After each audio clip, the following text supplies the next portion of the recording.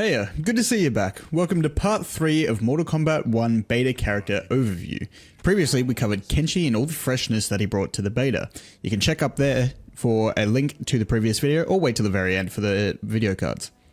Whilst you're rummaging around the channel, feel free to drop a like to support me, as well as chuck in a sub if you'd like to stay informed about my uploads. I'm going to be going berserk when it comes to uploads for this game. You can also check the description for social links for things like my Twitch, where I'll be playing the game live frequently and playing through the story day 1 of early access. But we are going to be following in suit with the whole entirely changed character thing, as Johnny has a lot new about him. As always, we're going to be kicking things off with the character's strengths, then their weaknesses, and proceeding to finally round out with to discuss my overall feelings about the character's personality and how I personally feel about them in Mortal Kombat 1.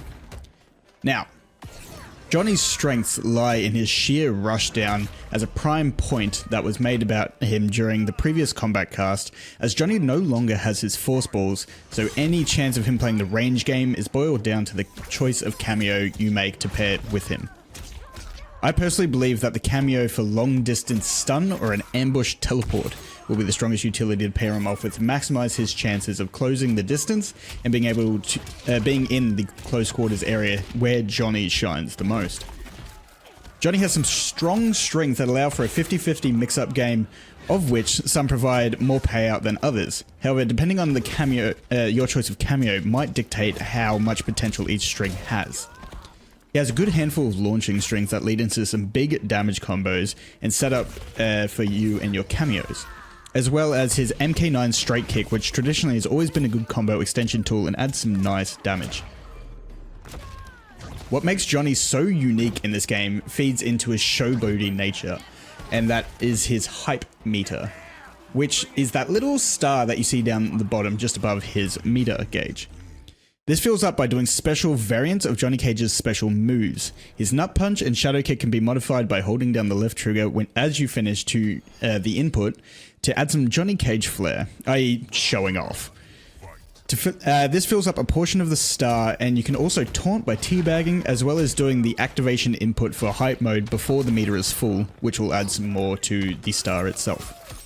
These actions will fill the hype meter at different rates, but wow, once you have the ability to activate it, it's an absolute game changer. So once you've done the input for hype mode, a spotlight will shine down on Johnny, showing that you have done so. This ability is insane and allows for you to special cancel special moves back to back. So you can do shadow kick into rising star without breaking the combo. You can even do 3 nut punches back to back and have Kano knife fill the gap and continue to jump in and do more for the combo. It is actually mind-boggling and fully breaks the rules of the game, as we now know is the goal for the devs.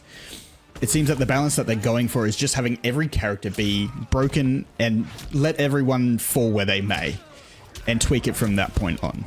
But wait, there's more. Once per combo, during hype mode, Johnny gets to enhance any special move for free by holding down the input, which, just like Kenshi, means skilled players will be able to rely on hype mode for combos and combo extensions whilst reserving meter for a breaker. So even if you manage to flip the momentum, Johnny can just break out and reset the neutral. Whilst this kit can seem quite complicated initially, especially for new players, it is still a good yet less complicated one than that of the mechanics of Kenshi, beg pardon. So in turn, he is more accessible to players without much lab commitment. I personally never really played Johnny Cage and thus never really learned him, and that reflects in this gameplay, where you can see that I'm not really adept at playing him and opt for more basic and simple damage. But because of this, you should note that there are a few lost matches that are actually cut out of this footage, mainly to control length of the video. Now we're going to be checking out Johnny Cage's weaknesses. Starting off with the obvious, range. While he has a few advancing strings that can lead into some extensions, the loss of his force balls means that he no longer has any distance/neutral game, really. It is a bit stressful for Johnny players, as he can be zoned out with no real answers if you don't properly incorporate your cameos. You might think, oh, why not just shadow kick in, close some distance, and hit, right? Well, you got to be careful, as Shadow Kick is now a high attack. Not sure if it was always, but it's definitely now a high attack, and therefore can be neutral ducked or low profile to avoid it. This is especially painful for all of the Johnny players, as that is their armor reversal attack too. I personally found that there was a lot of Johnny Cage players online. With the absence of his forceballs, they've begun suffering what I can only describe as Sub-Zero syndrome, because much like Sub-Zero players and their love of chucking out random ice slides, I began to see more Johnny Cage players throwing random shadow kicks in the neutral to try and get in close distance, of which I admittedly say I got caught off guard more often than I'd like to acknowledge. However, also like Sub-Zero, doing this too much and too carelessly will leave you open for the punish, much more than you would like. Now, strings. There lies some of Johnny's weaknesses, is his strings. Namely, any of his strings that can lead to pop-ups are often negative on block and will leave you wide open for a punish. Some of his other strings, like his advancing elbow string, have a punishable gap in them. Notably when he goes to do the backflip kick. Now, whether this gap is dryly punishable just by pushing buttons or whether it needs to be an armored reversal, I'm not sure of, but the gap is certainly there. And finally, the big oof for Johnny is his modified specials that contribute to his hype meter will often leave him extremely vulnerable. If you shadow kick in, land a hit, and taunt it, it will still be punishable by fast projectiles, and if you're in the corner, fast button inputs by the opponent. One notable exception to this is actually Johnny's nut punch taunt. He can actually use it to low profile projectiles while still building hype meter. Someone actually used this tactic against me whilst I was playing Liu Kang online, and he just low profiled all of my fireballs for his meter, which was very, very clever idea on his part, and had me just in awe of how can I be this stupid.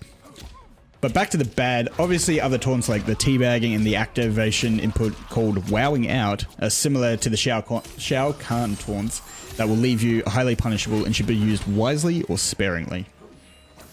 MK9 Johnny Cage fans will be extremely happy to hear that his egotistical self has returned and taken center stage, as he is now reverted to a famous Hollywood star that is chasing the clout hard. He will do pretty much anything to remain relevant within the social media scope and has a personality that I believe most people would describe as insufferable, much like his MK9 counterpart.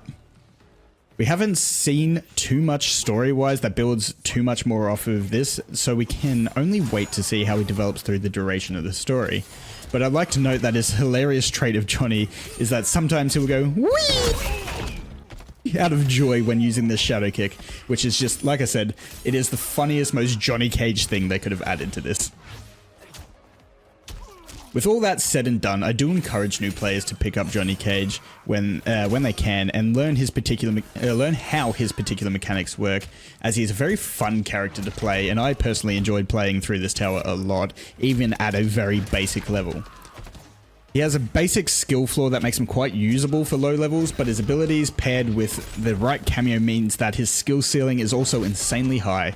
Most notably, Ninja Killer, the previous winner of the MK11 tournament, and a pro fighting game player as a whole, got his hands on the Johnny Cage and crafted an over 50% combo using Johnny's hype and cameo assists. I'll link it above if you want to see it. It is insane. I highly recommend giving it a watch. Ninja Killer is going to be one of the people to look at for MK1.